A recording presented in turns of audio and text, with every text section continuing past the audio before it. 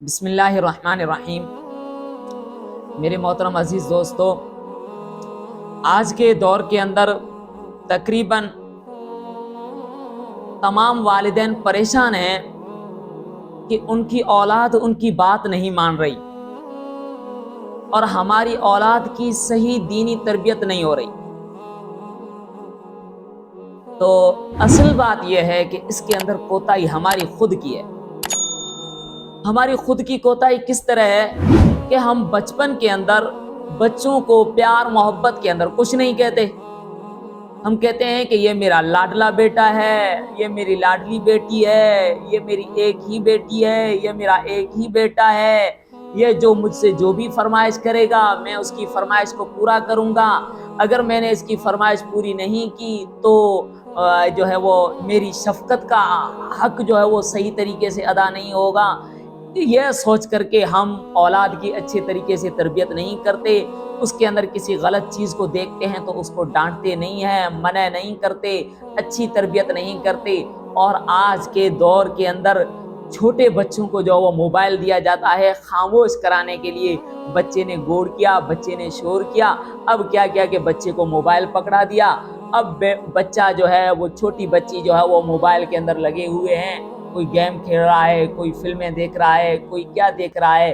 اور جب بچے بچپن کے اندر ہی ان چیزوں کو دیکھیں گے، بچپن کے اندر ہی وہ موبائل کے فتنے کے اندر پڑ جائیں گے تو وہ بڑے ہو کر کے آپ کا ادب و احترام کیسے کریں گے؟ تو سب سے پہلی بات یہ ہے کہ بچوں کو ہم غلط حرکتوں سے بچپن کے اندر ہی روکیں اور ہم اس کو ڈانٹیں۔ اس سے بظاہر اس کو تکلیف ہوگی لیکن یہ چیز اس کے فائدے کے لیے۔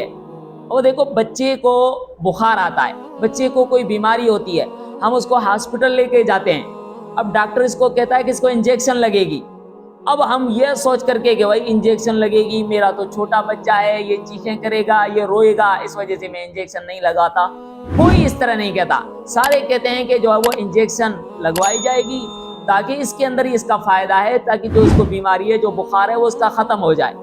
تو بظاہر تو اس کو تکلیف ہوتی ہے لیکن آگے کا اس کا فائدہ ہے۔ تو ایسے ہی بظاہر اس کو ہم ڈانٹیں گے، بظاہر ہم اس کے اوپر سختی کریں گے، یہ چیز اس کو بری محسوس ہوگی لیکن اس کے مستقبل کے لیے فائدہ ہے۔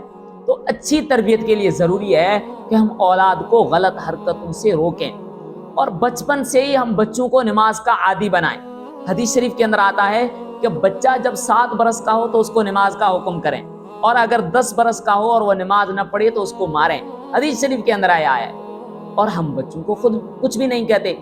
بچہ اگر اسکولی تعلیم کے اندر کسی دنیاوی معاملات کے اندر کوئی کمی کوتاہی کرتا ہے تو ہم اس کے اوپر بہت غصہ ہوتے ہیں کہ یہ تو نے کیا کر دیا، لیکن دینی معاملات کے اندر اس کی سستی ہے، دینی معاملات کے اندر اس کی غفلت ہے، اور دینی چیزوں کے اندر ماحول کے اندر وہ کس کے ساتھ اٹھتا بیٹھتا ہے، باہر اس کا کس کے ساتھ جانا ہے، موبائل اگر لے کر کے بیٹھتا ہے تو موبائل کو کس طرح استعمال کر رہا ہے، یہ ساری چیزیں ہم دیکھتے نہیں ہیں، اور پھر آگے چل کر کے ہم پریشان ہوتے ہیں اور اپنے سر پر دونوں ہاتھ رکھ دیتے ہیں کہ اب ہم کیا کریں، اب ہم جو ہے وہ ہمارا بچہ اس طرح ہو گیا، خراب ہو گیا۔